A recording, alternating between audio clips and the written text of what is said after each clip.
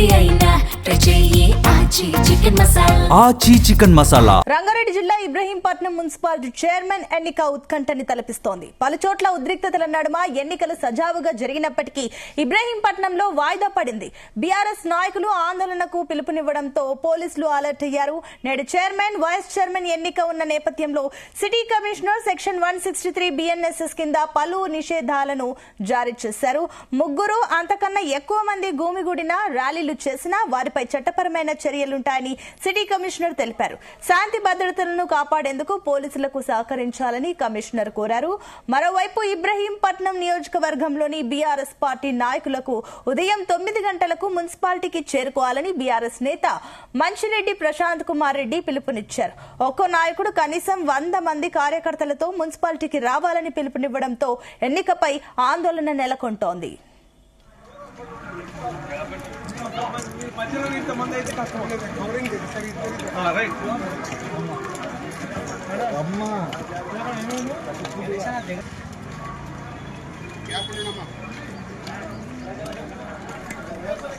ఇదే అంశానికి సంబంధించి మరిన్ని డీటెయిల్స్ ఇబ్రహీంపట్నం నుంచి మా క్రైమ్ బ్యూరో చీఫ్ రవితేజ అందించడానికి సిద్ధంగా ఉన్నారు.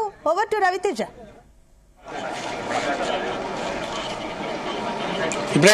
Ibrahimpatnam municipality chairman, vice chairman ఇటు కాంగ్రెస్ దక్కించుకుంటుందా లేదా బీఆర్ఎస్ దక్కించుకుంటుందా అనే ఉత్కంఠ నిన్న నుంచి కూడా సాగుతా ఉంది. మరి కాసేపట్లో బీఆర్ఎస్ పార్టీకి చెందినటువంటి కౌన్సిలర్లు, కాంగ్రెస్ పార్టీకి చెందినటువంటి కౌన్సిలర్లంతా కూడా ఇదే మున్సిపాలిటీ కార్యాలయానికి చేరుకోబోతా ఉన్నారు. ఇప్పటికే పోలీసు ఉన్నతాధికారులంతా కూడా ఇక్కడికి చేరుకొని ప్రత్యక్షంగా బందోబస్తుని పరిశీలిస్తూ ఉన్నారు. ఇక్కడ ఉన్నటువంటి ల్యాండ్ ఆర్డర్, ట్రాఫిక్ పోలీసులు అందరూ కూడా ఇక్కడికి చేరుకొని ఎలాంటి అవాంఛనీయ సంఘటనలు జరగకుండా, మళ్ళీ నిన్నటి లాంటి సిచ్యువేషన్ రిపీట్ అవ్వకుండా మాత్రం పోలీసులు కట్టుదిట్టమైనటువంటి భద్రత ఏర్పాటు చేయడం జరిగింది. ప్రస్తుతం ఇబ్రహీంపట్నం మున్సిపాలిటీ కార్యాలయాన్ని మనం లైవ్ ద్వారా చూస్తూ ఉన్నాము. ఇదే ప్రాంతంలో నిన్న దాడి జరిగినటువంటి ప్రాంతము. అటు కాంగ్రెస్ నాయకులు, ఆకుల యాదగిరి వర్గం అంతా కూడా మున్సిపాలిటీ సమీపానికి చేరుకొని నిన్న నిరసన వ్యక్తం చేస్తూ, రోడ్డుపై ఆందోళన వ్యక్తం చేస్తూ ధర్నా చేసి అనంతరం ఇక్కడ మున్సిపల్ కార్యాలయం పైన దాడి చేసి అద్దాలు పగలగొట్టినటువంటి దృశ్యాన్ని చూస్తూ ఉన్నాము. ఇదే అద్దం నిన్న ఆకుల యాదగిరి వర్గం అటాక్ చేసి పగలగొట్టినటువంటి ప్రాంతం ఇది. ఈ ఏరియానంతా కూడా పోలీసులు తమ ఆధీనంలోకి తీసుకున్నారు. ఒకసారి రైట్ సైడ్ లో, లెఫ్ట్ సైడ్ లో విజువల్స్ ని గమనిస్తా ఉంటే పోలీసులు 1000 మందికి పైగా పోలీసులు ఈ రోజు బందోబస్తు ఏర్పాటు చేయడం జరిగింది. ఇక్కడ ఎలాంటి అవాంఛనీయ సంఘటనలు జరగకుండా, ఎవరు కూడా చట్టాన్ని చేతిలోకి తీసుకోకుండా, ల్యాండ్ ఆర్డర్ అదుపు తప్పకుండా ఫ్యూచర్ సిటీ పరిధిలో ఉన్నటువంటి పోలీస్ సహాయంతో ఈరోజు 1000 మంది పోలీసులు రంగంలోకి దిగి ఇక్కడ ప్రత్యేకమైనటువంటి సిచ్యువేషన్ ని వీళ్ళు పరిశీలిస్తా ఉన్నారు. బిల్డింగ్ పైన కూడా కొన్ని చోట్ల కాప్స్ ని ఏర్పాటు చేసి ప్రతి మూమెంట్ ని వీడియో రికార్డింగ్ లేదా ప్రత్యక్షంగా వారు చూసి కేసులు నమోదు చేసే విధంగా ఎన్నికల కమిషన్ ఆదేశాల ప్రకారంగా పోలీసులు అనుసరిస్తూ ఉన్నారు. సాధారణంగా ఇది రెగ్యులర్ గా వెళ్లేటువంటి రోడ్డు. ఆ రోడ్ని పూర్తిగా మూసివేసి అక్కడ పోలీసు బందోబస్తుని ఏర్పాటు చేసి ఎవరు కూడా లోపలికి రావద్దు, కేవలం ఈ 24 వార్డులకు చెందినటువంటి గెలుపొందినటువంటి అభ్యర్థులు మినహా ఎవరు కూడా ఈ ప్రాంతానికి రావడానికి వీలేదు అంటూ మాత్రం ఎన్నికల కమిషన్ ఆదేశాల ప్రకారంగా పోలీసులు ఇక్కడ బందోబస్తు ఏర్పాటు చేసి ఈ రోడ్నంతా కూడా బ్లాక్ చేసి ఇటువైపుగా ఎవరు రాకుండా మాత్రం కట్టుదిట్టమైనటువంటి చర్యలు తీసుకుంటా ఉన్నారు. హైదరాబాద్ కి అత్యంత దగ్గర ప్రాంతం కాబట్టి ఇబ్రహీంపట్నం మున్సిపాలిటీలో ఏ పార్టీ జెండా ఎగరవేయబోతా ఉన్నారు. తీవ్ర ఉద్రిక్త పరిస్థితికి దారితీస్తా ఉంది. ఒకరిపై ఒకరు దాడులు చేసుకునేటువంటి పరిస్థితి నెలకొంది. నిన్న ఏకంగా మున్సిపల్ కార్యాలయం పైన రాళ్ల దాడి చేయడంతో కార్యాలయ అద్దాలు ధ్వంసమవడంతో పాటు ఇక్కడ ఆర్డీఓ అధికారి స్థాయికి కూడా చేతికి గాయమైనట్టుగా సమాచారం అందడం, తర్వాత పోలీసులకు ఫిర్యాదు చేయడంతో ప్రభుత్వ ఆస్తులని ధ్వంసానికి పాల్పడినటువంటి వ్యక్తులపైన కేసు నమోదు చేయడము, ఏదైతే 19 కౌన్సిలర్ ఆకుల యాదగిరి మిస్సింగ్ పై కూడా ఇబ్రహీంపట్నం పోలీసులు కిడ్నాప్ కేసు నమోదు చేసి ఒక స్పెషల్ టీమ్ ని ఫామ్ చేసినట్టుగా తెలుస్తోంది. ఈ 2 ఇష్యూస్ ఈ రోజుతో తెరబడనుందా? ఇప్పుడు ఏ పార్టీ మున్సిపల్ జెండా ఎగరవేయబోతా ఉంది? బీఆర్ఎస్ పార్టీ తరఫున కారు గుర్తు జెండా ఎగరేయబోతా ఉన్నారా? కాంగ్రెస్ పార్టీ తరఫున చెయ్యి గుర్తు జెండా ఎగరేయబోతా ఉన్నారా? అధికారికంగా ఎన్నికల కమిషన్ ప్రకటించినటువంటి విధంగా కాంగ్రెస్ పార్టీకి 8 వార్డులలో వాళ్ళు గెలుపొందడము, బీఆర్ఎస్ పార్టీకి 13 సంఖ్య వారు గెలిచినట్టుగా అఫీషియల్ గా ఎన్నికల కమిషన్ అనౌన్స్ చేసింది. దీంట్లో 2 బీజేపీ, 1 ఇండిపెండెంట్ అభ్యర్థులు ఉన్నారు. ఈ ఇద్దరు బీజేపీ ఇండిపెండెంట్ అభ్యర్థి ఏ పార్టీకి సపోర్ట్ చేస్తా ఉన్నారు, ఎవరు ఈ రోజు పార్టీ జెండాను ఎగరబోతా ఉన్నారు అనే దానిపై మాత్రం ఉత్కంఠంగా నెలకొంది, రసవతారంగా మారింది, తీవ్ర ఉద్రిక్త పరిస్థితులకు దారితీసింది, పోలీసులకు కార్యకర్తలకు మధ్య గొడవకు దారితీసింది, ఒకరిపై ఒకరు నెట్టుకొని ఒకరిపై ఒకరు తిట్టుకునేటువంటి పరిస్థితికి వచ్చింది. మాజీ ఎమ్మెల్యే వర్గం అంతా కూడా ఇక్కడికి చేరుకొని పోలీసులకు వ్యతిరేకంగా వాళ్ళు నినాదాలు చేయడము, అధికార పార్టీకి చెందినటువంటి వారు మా వ్యక్తిని కిడ్నాప్ చేశారంటూ వాళ్ళ ఆరోపణలు వ్యక్తం చేయడంతో మాత్రం ఇబ్రాహీంపట్నం మున్సిపాలిటీ గడ్డపైన ఏ పార్టీ జెండా ఎగరవేయబోతా ఉన్నారనేది మాత్రం ఉత్కంఠంగా నెలకొంది. ఇది ఇబ్రాహీంపట్నం మున్సిపాలిటీ లెఫ్ట్ సైడ్ లో ఉన్నటువంటి పరిస్థితి. రైట్ సైడ్ చూస్తే ఓసీ కమిటాల నుంచి అంబేద్కర్ చౌరస్తా మీదుగా ఈ మున్సిపాలిటీ కార్యాలయం లోపలికి వచ్చేటువంటి రహదారి, ఆ ఏరియానంతా కూడా పోలీసులు తమ ఆధీనంలోకి తీసుకున్నారు.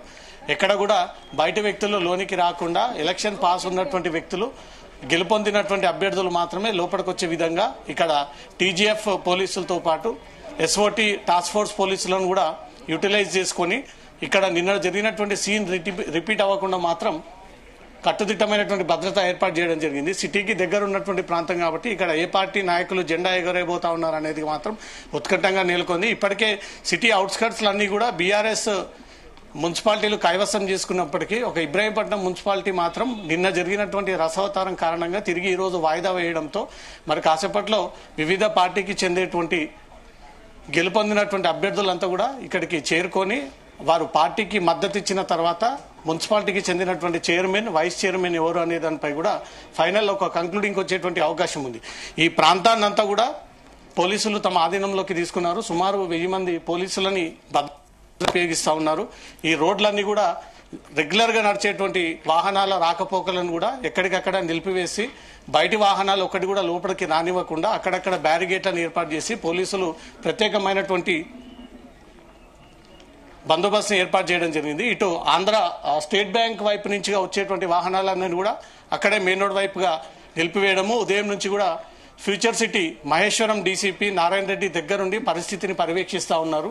మరి కాసేపట్లో స్టేట్ ఎన్నికల కమిషన్, కేంద్ర ఎన్నికల కమిషన్, స్థానికంగా ఉన్నటువంటి రిటర్నింగ్ అధికారి, ఇక్కడ ఇబ్రాహీంపట్నం చెందినటువంటి ఎన్నికల కమిషన్ అధికారి ఇప్పటికే ఆర్డీఓ ఉదయాన్నే వచ్చి తన విధులకు హాజరయ్యి ప్రత్యక్షంగా ఏం జరుగుతుందని ఒక వివరాలు కూడా సేకరిస్తా ఉన్నారు. నిన్న జరిగినటువంటి ఇష్యూలో ఒక అధికారి యొక్క చేతికి కూడా గాయమైనట్టుగా తెలుస్తోంది. అతను ఫిర్యాదు అందజేయడంతో మున్సిపల్ కార్యాలయం పైన దాడి ఘటనలో అన్నోన్ పర్సన్స్ పైన పోలీసులు కేసు నమోదు చేశారు. వాళ్ళని ఐడెంటిఫై చేసి ఎవరెవరు ఇక్కడ నిన్న ధర్నా చేశారు, నిరసన చేశారు, ధ్వంసం చేశారు, విధులకు ఆటంకం కలిగించారు అనే దానిపై వెరిఫై చేస్తా ఉన్నారు. ఒక పక్క కిడ్నాప్ కి గురైనటువంటి ఆకుల యాదగిరి ఏ పార్టీ తరఫున ఇప్పుడు ప్రత్యక్షం కాబోతా ఉన్నాడు, ఒకవేళ ప్రత్యక్షం అయితే ఏ పార్టీకి తను సపోర్ట్ చేయబోతా ఉన్నాడు, తను గెలుపొందినటువంటి బీఆర్ఎస్ కే సపోర్ట్ చేయబోతా ఉన్నాడా, లేదా తన చైర్మన్ పదవి, వైస్ చైర్మన్ పదవి ఇస్తానని ఆశ చూపినటువంటి కాంగ్రెస్ కి తన మద్దతు తెలియజేసి ఇప్పుడు తను ఫుల్ సపోర్ట్ చేయనున్నాడు అనే దానిపై మాత్రం ఉత్కంఠగా నెలకొంది. నిన్న నుంచి కూడా యాదగిరి కనిపించట్లేదు అంటూ కూడా తన భార్య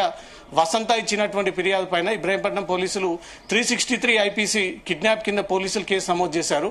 స్పెషల్ టీం ఫామ్ చేసి ఆకుల యాదగిరి ఎక్కడికి వెళ్లారు, ఎవరు తీసుకెళ్లారు అనే కొన్ని పేర్లని ఆరోపిస్తూ కంప్లైంట్ కాపీలో ఆ పేర్లన్నీ కూడా జోడించి ఫిర్యాదు అందజేయడం జరిగింది. దాంతోపాటు ఇప్పుడు ఇబ్రాహీంపట్నం మున్సిపాలిటీ పరిసర ప్రాంతాల్లో 163 బిఎన్ఎస్ఎస్ యాక్ట్ ప్రకారంగా పాత ఐపీసీ సెక్షన్ 144 అమల్లోకి తీసుకొచ్చి ముగ్గురికి మించి ఒక్కరు ఎక్కువ పోలీసులు తమ లాఠీలకు పని చెప్పాల్సి వస్తుంది అంటూ కూడా హెచ్చరించి సోషల్ మీడియా గ్రూప్స్లలో తప్పుడు ప్రచారాన్ని మానుకోవాలి, ఈ గ్రూప్ ఆఫ్ మెంబర్స్ అందరూ కూడా ఎన్నికల కమిషన్ వైపు ఉండగా మున్సిపల్ ఆఫీస్ వైపు వస్తే మాత్రం తీవ్రమైనటువంటి చర్యలు ఉంటాయంటూ మాత్రం పోలీసులు ఇప్పటికే హెచ్చరిస్తా ఉన్నారు.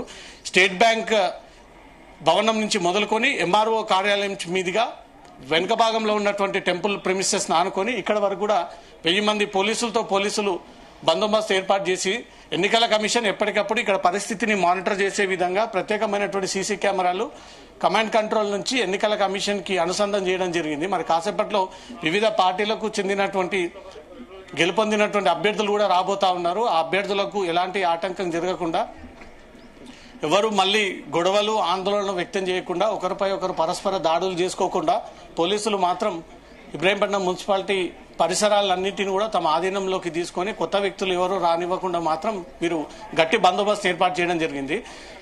ఈ మున్సిపాలిటీ ఎన్నికల సందర్భంగా అన్ని చోట జరిగినటువంటి ఎన్నికలు ఒక ఎత్తు అయితే ఇబ్రాహీంపట్నంలో జరుగుతున్నటువంటి ఎన్నికలు మరో ఎత్తుగా మారింది.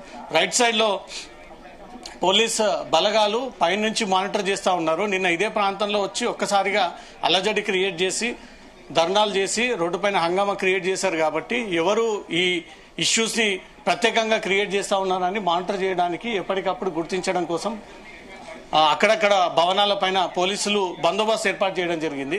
ప్రతిదీ కూడా సీసీటీవీ కెమెరాల ద్వారా పోలీసులు మానిటర్ చేస్తూ ఉన్నారు. అనుమానాస్పద వ్యక్తులు ఎవరు వచ్చినా, ఎవరు ఆందోళన చేయడానికి వచ్చినా, ఎవరు గొడవలు క్రియేట్ చేయడానికి వచ్చినా, పబ్లిక్ ని డైవర్ట్ చేసేటువంటి ప్రయత్నం చేసినా, గ్రూప్ ఆఫ్ మెంబర్స్ గా వచ్చి ప్రభుత్వ అధికారులపైన దాడులు చేసేటువంటి ప్రయత్నం చేద్దాం అనుకున్నా, మున్సిపల్ కార్యాలయం పైన దాడి చేసేటువంటి ప్రయత్నం చేసినా, వీటన్నిటిని కూడా డెఫినెట్ గా చట్ట వ్యతిరేకమైనటువంటి కార్యకలాపాలకు పాల్పడితే వారిపైన చర్యలు ఉంటాయంటూ మాత్రం పోలీసులు హెచ్చరిస్తా ఉన్నారు. ఒక పక్క బీఆర్ఎస్ క్యాడర్ ప్రతి ఊరిలో నుంచి 150 మందికి పైగా కార్యకర్తలను తీసుకొని మున్సిపల్ కార్యాలయానికి రావాలని పిలుపునివ్వడము, అటు కాంగ్రెస్ కూడా నిన్న జరిగినటువంటి ఇష్యూ లాగే మనం బలంగా నిలబడి ఖచ్చితంగా చైర్మన్, వైస్ చైర్మన్ సీట్లను తమే కైవసం చేసుకోవాలి అన్నట్టుగా కూడా బలమైనటువంటి క్యాడర్ ని ఇక్కడికి తీసుకొచ్చి వాళ్ళ బల ప్రదర్శన ఇక్కడ వ్యక్తం చేసేటువంటి అవకాశం ఉంది. కాబట్టి బీఆర్ఎస్ వర్సెస్ కాంగ్రెస్ హోరాహోరీ సాగుతా ఉంది.